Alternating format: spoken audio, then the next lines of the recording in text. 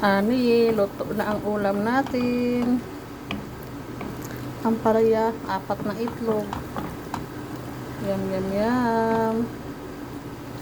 Kain tayo mamaya. Busy pa din ako.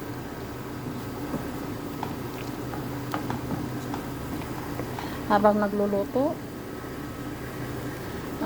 ako ng shobalaham.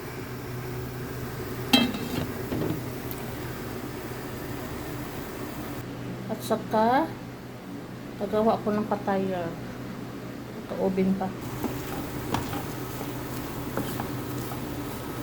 Busog-busog. Ang palaya nakakain din sa wakas.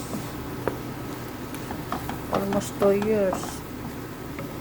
Karoon pa nakakain ng palaya. Thank you for watching, guys.